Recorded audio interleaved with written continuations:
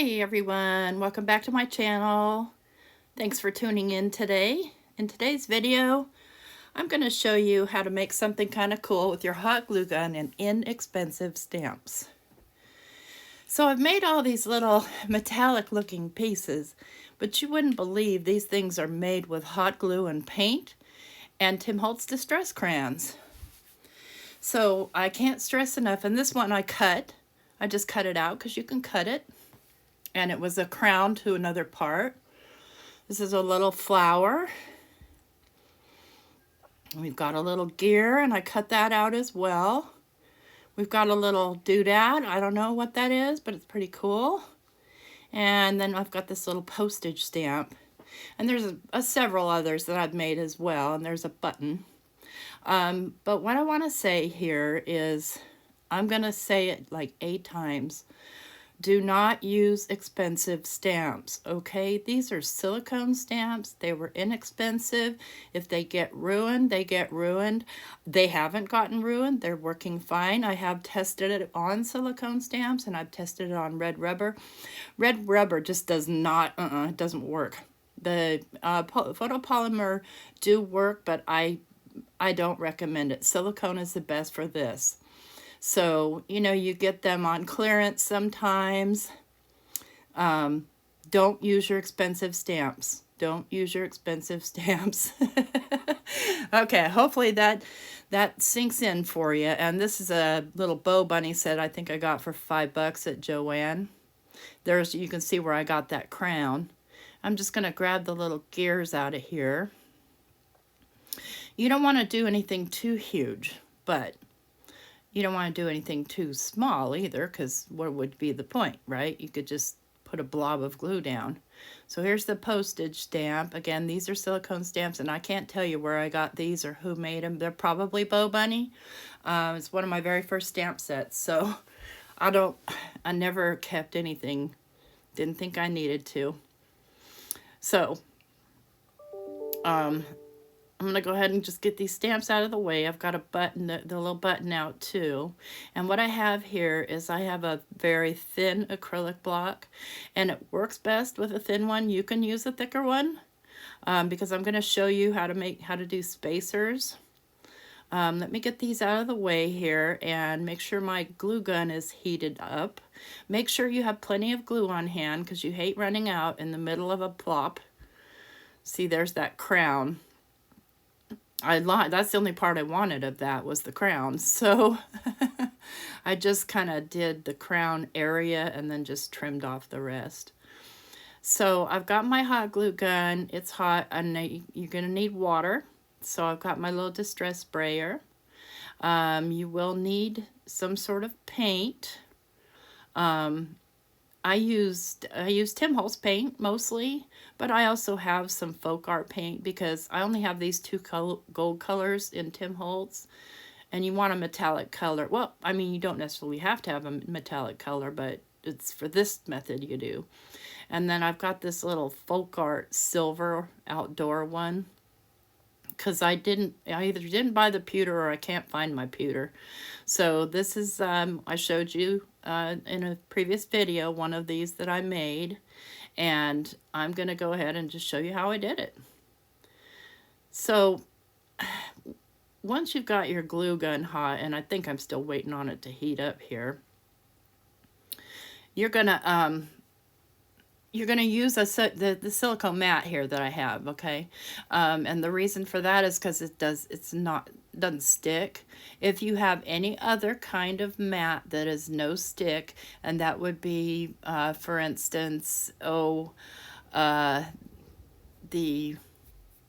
Tim Holtz mat or the replacement mat from Ranger, a silicone baking sheet, anything silicone, because this hot glue won't stick to it. Now I'm just going to get out my paint brushes here too. I'm going to make sure I have all my supplies handy. And here are my Tim Holtz distress crayons, and I'm just going to set those aside because those are for the last step. But it's the coolest step. It's how you get those crazy colors inside. And I have a big long glue stick, and I'm kind of, you know, I could zoom out, but I want you to be able to see what we're doing here. So as soon as my hot glue gun is ready, see, here's a mat that I have. It's my Nancy mat, but you know, I just as soon use this one because it's here. And see, I'm testing my glue gun, not hot enough yet. It needs to be fully hot. All right, now my glue gun's hot. I've got my stamp. I'm going to start with the mandala, the big one. And what I'm going to be doing here is I'm going to be making kind of a spacer so that, yeah, let me move this up so you can see it. Spacers so that it doesn't press all the way down. Don't want it to press all the way down because then, you know, you could risk pushing right through the glue and then you won't have the effect you're looking for. So I'm looking at this circle and I'm kind of looking at the size of it and I'm just putting down a blob of glue. And if you get stringies, you can try spinning it, but don't worry about them. You can cut them off later, no big deal. Okay, so I'm going to wet my little acrylic block all around my stamp. The reason for doing that is so that the hot glue won't stick to it. And what you're going to do is you're just going to press down and you can watch the glue spread, and you want it to spread beyond the edges of the stamp. So you want to press down slowly and just kind of watch it, and you want to let it cool for a couple of seconds. If you don't let it cool, then the glue sticks. It doesn't come up. The little block won't come up. So you just kind of give it a little bit of a turn and see if it will move. If it doesn't move, if it gives any resistance, let it dry a few more seconds. You don't want to have any resistance there. If you do, the glue's going to come apart. Let's test it. Yep, see, it turns, lifts right off. And just dry off my little block here. Dry off my little embellishment. Get rid of that string if I can. Those things are sometimes impossible. Now you want to let it cool some more before you try to pull the stamp out, because you need it to dry around the shape of the stamp. There's something that happens if you don't, you know, if you pull it out before it's cool enough, it starts to bend your surface, and then you don't have a flat coin type surface anymore. So I'm just going to work this stamp and just carefully pull it away. And I'm going to lay this flat on my mat here so that when I'm pulling it away, it doesn't bend it. And there we have a pretty cool little pattern. And hey, you know, if you have colored hot glue, I have tons of it, but you know, I'm using the clear for now because I plan on painting these, but you could use colored hot glue and treat these almost like wax seals. So basically that's what they're trying to mimic here. Or in my case, anything that's like an old coin, because that's kind of the theme of my junk journal. So, you know, I'm still working with themes. So I'm going to do another one here, and I'm putting a puddle, and that's a pretty big puddle right there, probably bigger than it needed to be, but going to spray this down with water again. Don't forget the water step. You can get the glue off your stamping acrylic, but it's, you know, it's work. You have to really push at it. So you notice that I've got my little spacers there so that I don't push it down any farther than the thickness of the stamp. I'm just going to hold it, and I'm not sure if this is the one. I'm going to turn it. If it turns, you see there, it came right off. If it won't turn, wait. And you don't even have to wait that long, 10 seconds, 10, 15 more seconds. But anybody can do this if you have a hot glue gun and some cheap stamps, water, and, you know, a slick surface. You could even use that, I think that there's aluminum foil out there that has a non-stick side to it if you wanted to, or you could probably even use parchment paper. I wouldn't recommend wax paper. I don't think that's going to work. So you see I've got a little bit too much glue. going to be trial and error, but this is one that I'm likely going to trim down. Yep. So I'm just going to take my scissors and cut off any excess here without cutting my stamp. And then I'm going to start working my stamp out of there.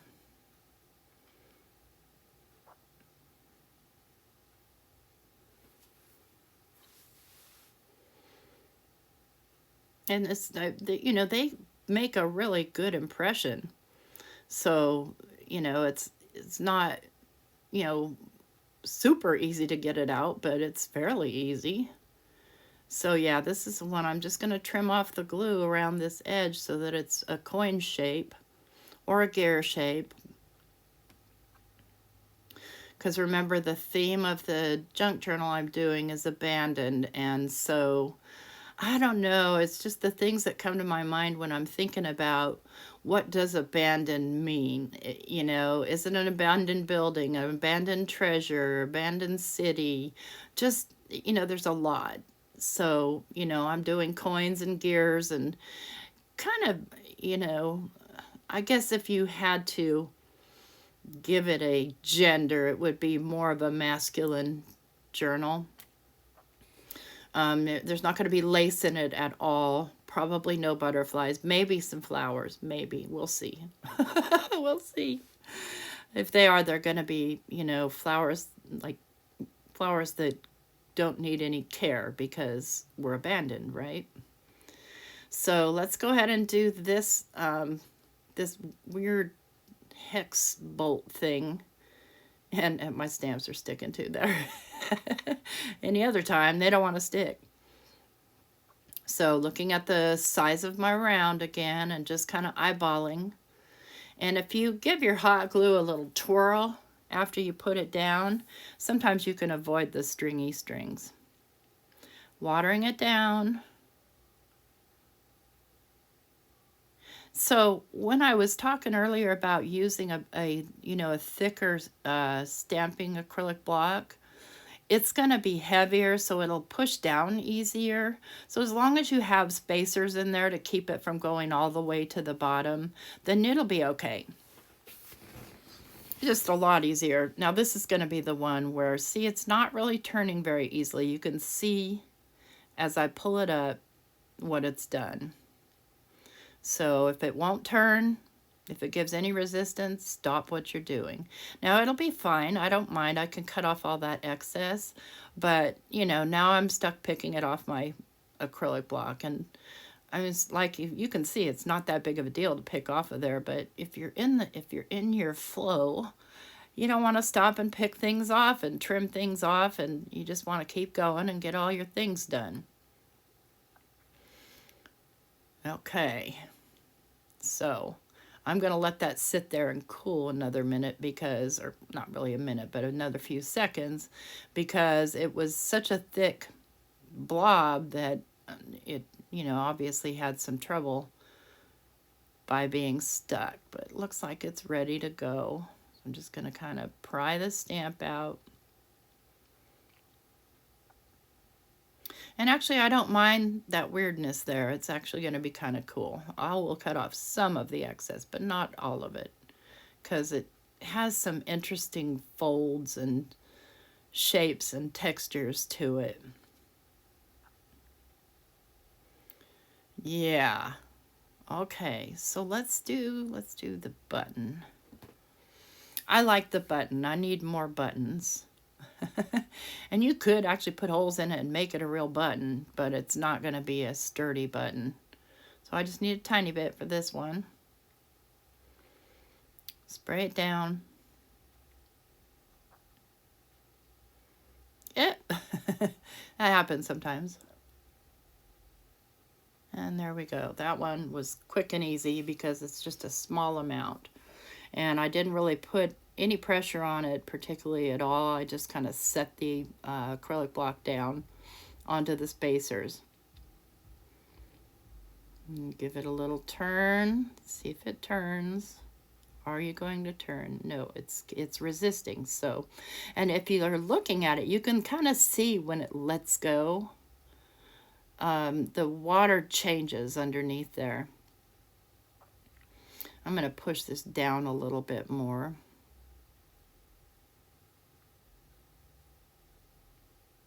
Okay, does it turn?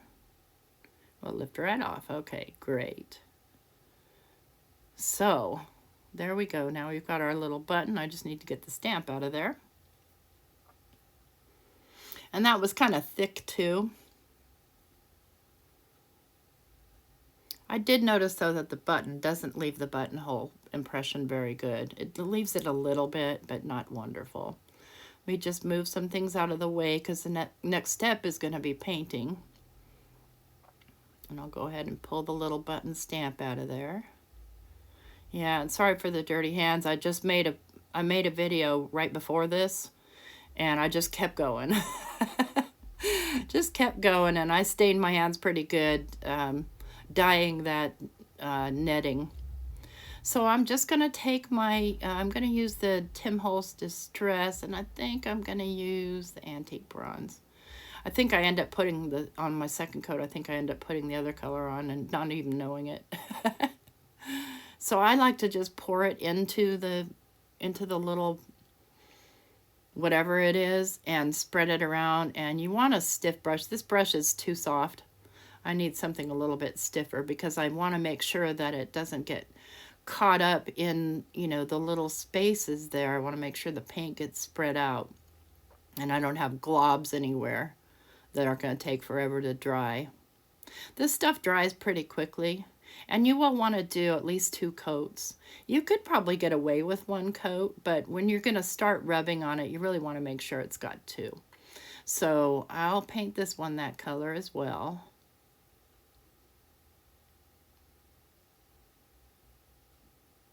And you want to get the sides. You don't have to get the bottom unless you want to, because you're going to be gluing that down to something else.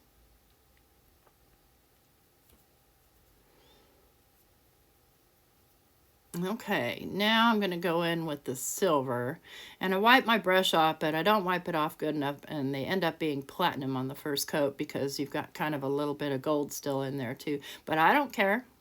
It's fine.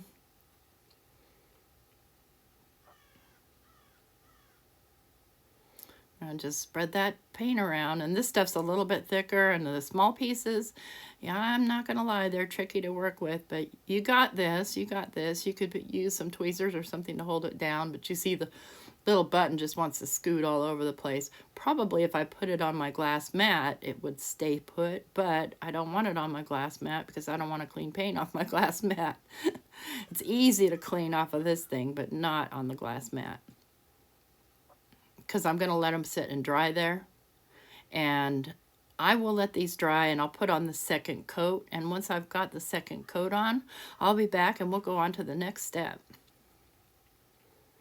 All right, I'm back. Got my second coat on. It's dry. See, I did the second coat. I did the silver again, and it fixed it. Honestly. So I'm going to grab my Tim Holtz Distress crayons, and I'm going to color the mandala first, and I want to give it kind of a tarnished effect, and you would think that I would be using salvage patina, but I like it and the evergreen bough. I just like the kind of green color that it gives. So I'm just rubbing the crayon around there and then rubbing it in and leaving it thick and goopy in some spots and others not, and just kind of rubbing it around. And now we know why my hands are so messy. Oh, goodness. Okay, I'm good with that. Now we'll grab some salvage patina. And I'll just put a little here and there, just for some interest. And I'm also going to rub that in, and rubs in very easily, and this thing is very soft and pliable, yet it's firm, you know, where the design is, but it's bendy, and so it doesn't hurt to mix this around. You could take a stiff brush and move it around with a brush if you wanted to, but I'm a firm believer in my hands. And then I'm going to take the tarnished brass, and I'm just going to go skim over the very tippy tops to bring back some of my brass color. Just like that. And then I will go in with the walnut stain and just dirty the whole thing up so it looks old. Yeah, especially going around the sides. Now look, if you don't have crayons, you can use paint for this. I don't know if fingers would work with paint, but you could use paint. So I'm just going to grab an alcohol wipe and I'm going to wipe my fingers off. And the reason being is I'm going to use a different color. And, you know, that stuff will come off onto my project. So for this one, I think I'm going to go in with black. Or forest moss. How about that? Forest moss will be good. It'll make it look like a, well, a mossy old coin of some sort. Yeah, I like it. I like the forest moss on there. You can go as heavy or as light as you want. You could probably use gelato crayons or some other kind of watercolor crayons. This is what I have. And they're not terribly expensive, and they are very versatile. I like working with them. So I'm spreading that forest moss around quite a bit on there because I want that thing to look old. And I'm going to go in with the walnut stain and get it dirty. This stuff does dry, but if you wet it, it will react again. So, yeah, you know what Tim says, don't lick your project. Doesn't look very tasty anyway. All right, let's get these silver ones done. And where is my black? There it is. I'm going to definitely just go in with black on this one.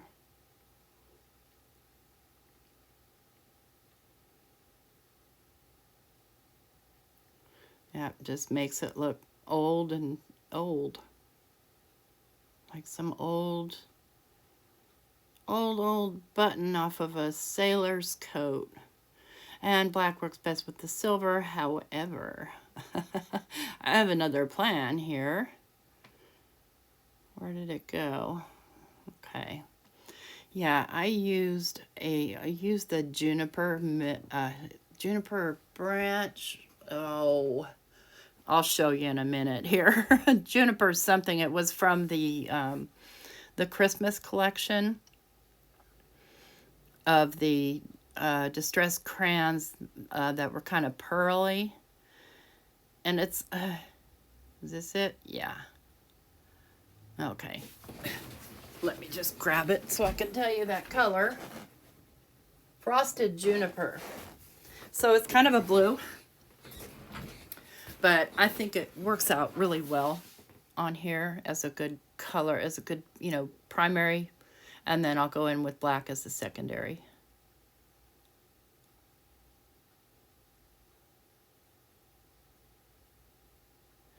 And I will make a big old mess.